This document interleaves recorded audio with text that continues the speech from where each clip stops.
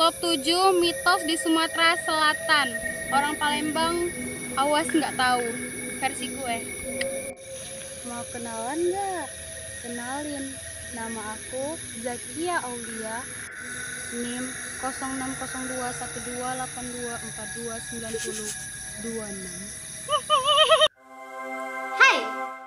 Hai semua, masih nonton video ini? Kalau kalian tadi lihat opening tadi dan masih nonton video ini, berarti kalian penasaran dengan top 7 mitos-mitos yang ada di Sumatera Selatan. Top 7 mitos di Sumatera Selatan versi aku. Kita akan mulai dari top 7 dulu, yaitu larangan bersiul di malam hari. Ayo, siapa yang hobi bersiul di malam hari? Itu biasanya para cowok-cowok nih, hobi suka siul-siul atau enggak? Aduh, catcalling. Nah, kalau kalian catcalling malam-malam, hati-hati. Kenapa? Karena larangan ini diyakini bisa mengundang roh halus.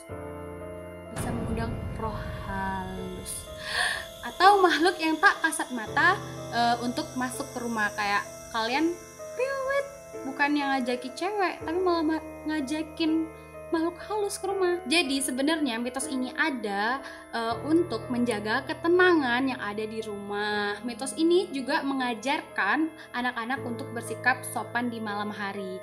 Jadi kalau di malam hari kita juga harus tetap menjaga sopan santun, harus menjaga perilaku kita.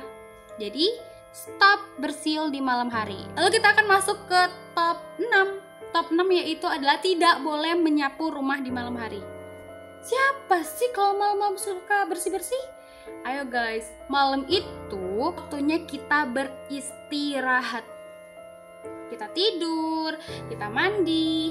Nah, masyarakat percaya bahwa menyapu rumah saat malam hari itu dapat mengusir rezeki atau mengundang makhluk halus. Nah, sama aja kayak yang di top 7 itu.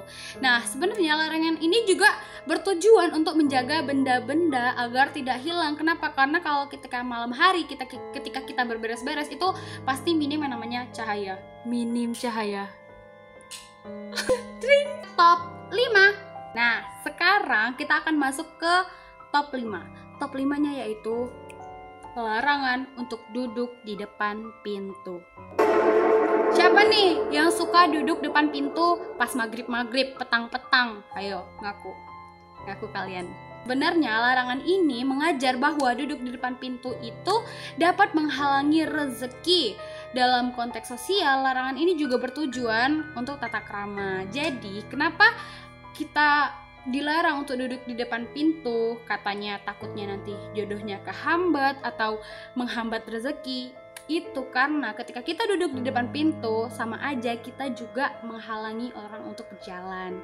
Jadi untuk menghindari hambatan bagi orang, mari kita mulai tidak duduk di depan pintu. Kenapa? Karena duduk itu di pangkuanku. Sekarang kita akan masuk ke top 4. Nah, di top 4 ini tadi kan kita membahas tentang mitos-mitos tabu. Nah, sekarang di top 4 kita akan membahas tentang mitos sebuah legenda. Siapa yang nggak tahu dengan Sungai Musi? Jadi yang keempat ini adalah mitos Sungai Musi. Sungai Musi yang membelah kota Palembang juga memiliki banyak cerita dan mitos-mitosnya. Nah, salah satunya itu adalah tentang asal-usulnya Sungai Musi itu. Konon katanya sungai ini terbentuk dari air mata seorang putri yang terus menangis. Air matanya yang jatuh itu membentuk sebuah sungai. Nah, sekarang sungai itulah yang kita kenal dengan Sungai Musi. Lalu mitos lain juga mengatakan bahwa di dalam sungai itu terdapat sebuah kerajaan. Dan di dalam sungai itu katanya juga ada makhluk-makhluknya. Lalu kita akan masuk ke top 3. Jadi top 3 ini adalah mitos buaya putih. Bukan buaya buntung, bukan buaya darat, yaitu buaya putih. Buaya putih penjaga Sungai Musi.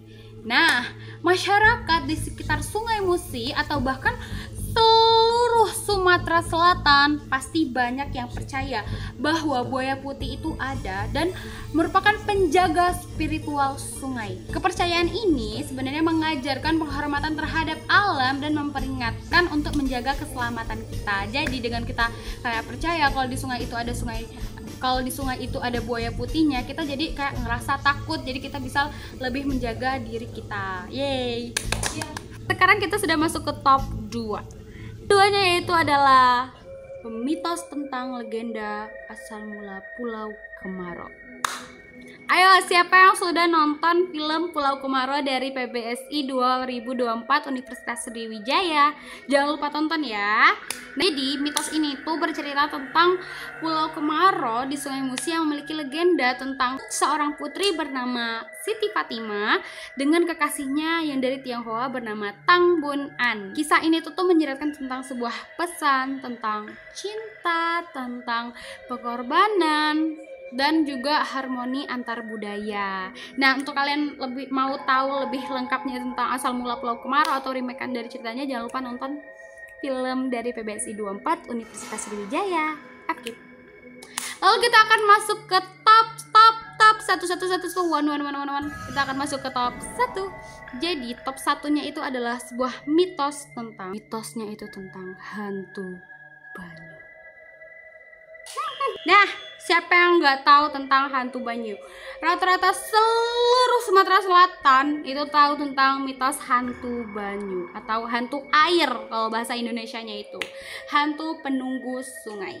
Mitos hantu banyu ini emang juga sangat-sangat terkenal. Mitos ini tuh menceritakan sebuah makhluk halus yang mendiami sebuah sungai atau rawa-rawa yang sering dikaitkan dengan peringatan untuk tidak bermain di sana. Jadi banyak sekali orang-orang kadang tuh jadi takut buat main di sungai karena takut nanti diseret hantu banyu.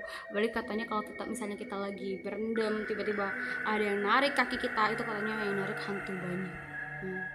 Nah, sebenarnya mitos ini tuh juga diyakini oleh masyarakat setempat adalah sebuah cara untuk melindungi anak-anak agar tidak bermain-main di dekat sungai. Juga untuk melindungi kita dari bahaya tenggelam atau serangan binatang buas. Kan kita nggak tahu kapan hari sial. Hari sial itu tidak ada di kalender, ya kawan. Jadi kita juga nggak tahu kalau semisalnya kita bakal ketemu hantu banyu tiba-tiba. Ya kan? Nah, itulah tadi top 7 mitos Sumatera Selatan versi aku. Nah, lalu apa sih kaitannya antara mitos dengan kearifan lokal? Apa ya? Mitos dan kearifan lokal tentunya memiliki hubungan yang sangat erat karena memiliki nilai unsur budaya yang mencerminkan nilai-nilai kepercayaan yang merupakan bagian dari warisan budaya. Jadi, mitos itu adalah sumber nilai dan norma, pewarisan tradisi, pelestarian lingkungan, karena sebenarnya masih banyak lagi mitos-mitos yang ada di dalam tradisi dan kearifan lokal di Sumatera Selatan, bahkan atau mungkin di luar Sumatera Selatan di Indonesia. Kenapa? Karena kita adalah negara yang penuh banyak budaya, pulau, suku, ras. Karena kita Bhinneka Tunggal Ika. Jadi dapat kita simpulkan jika mitos itu tuh memiliki banyak manfaat. Mitos tuh bukan hanya semata omong kosong, tapi dia juga bisa menjadi sebuah kearifan lokal. Karena manfaat mitos di Sumatera Selatan itu bisa mencakup aspek pendidikan, budaya, sosial, lingkungan. Mitos tabu di Sumatera Selatan juga berfungsi untuk mengingatkan kita tentang nilai-nilai, norma-norma. Kenapa? Karena dunia itu juga punya norma, kawan. Nah, terima kasih bagi teman-teman yang sudah mendengarkan cerita aku. Terima kasih atas perhatiannya. Bye-bye!